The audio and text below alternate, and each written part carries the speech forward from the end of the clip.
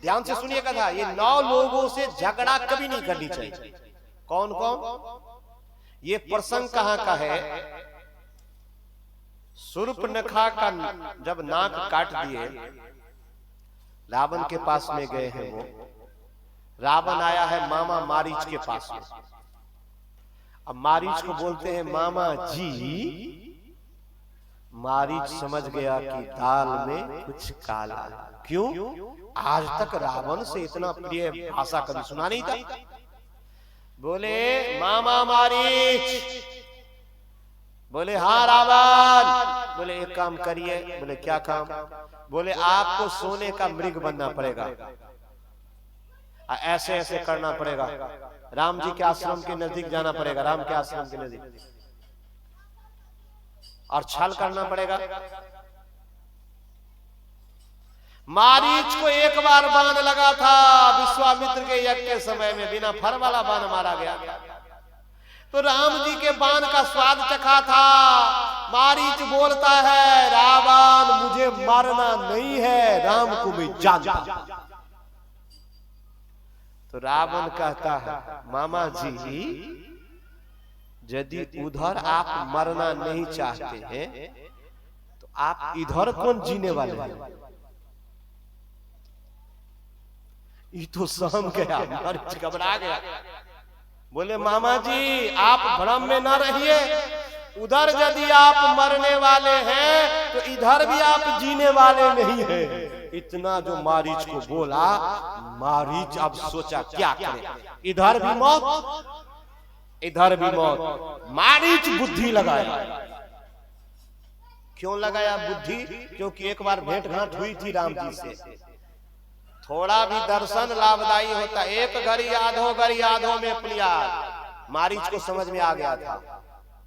मारीच सोचा मरना ही है कि पापी के हाथ से क्यों मरे, नरक में जाएंगे। मरेंगे जब मरना ही है तो भगवान के हाथ से मरेंगे, निर्णय ले लिया। उसी समय में मारीच बोला है कि 9 लोगों से झगड़ा नहीं करिए। मारीच क्या बोला? क्या बोला? 9 लोगों से झगड़ा? ऐसे तो किसी से झगड़ा नहीं करिए, झगड़ा कबू न कीजिए, लेकिन 9 लोगों को याद रखिए, कहीं लिख लीजिए 9 लोग से झगड़ा नहीं करना है, बेड़ा पार हो जाएगा। पहला, तब मारीच हृदय अनुमाना न बही विरोधे नहीं कल्याण। मारीच सोचा 9 लोगों से विरोध करने में कल्याण नहीं होगा। पहला, शस्त्री मरमी प्रभु सठ धानी वैद बंदी कभी भानस गुनी। पहला नंबर में शस्त्री। किसी के हाथ में शस्त्र हो, बंदूक हो, धनुष्बाण हो, चाकू हो, चूड़ा हो, यदि वो बोले दिन को कि रात बोलो, तब आप क्या करिएगा? किसी के सीख लीजिए, 9 चीज सीख लीजिए, जान बच जाएगा। किसी के हाथ में बंदूक हो, पिस्टल हो, छुरा हो, चाकू हो, लाठी हो, भाला हो, बर्छा हो, अब वो आदमी बोले कि अभी बोलो रात है दिन, तो आपका कल्याण रातें बोलने में, क्योंकि उसके हाथ में हथियार है। यदि उसका मन बिगड़ गया तो आप गड़बड़ हो जाएंगे। पहला सीख लीजिए, जिसके हाथ में हथियार हो वो जो बोले बोल दीजिए।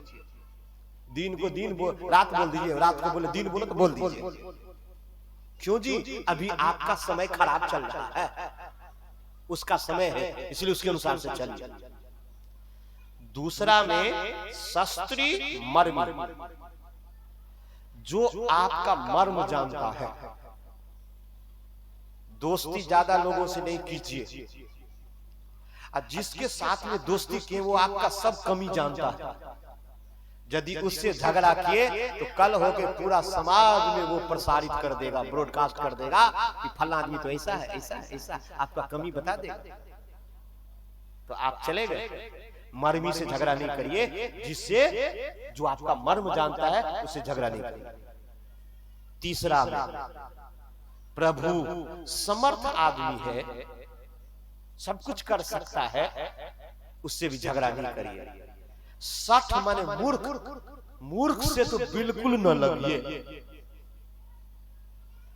उसका तो लाठी पड़ेगा सो अगल बगल में नहीं पड़ेगा, डायरेक्ट माथे पर पड़ेगा, इसीलिए उससे झगड़ा तो कर भी नहीं।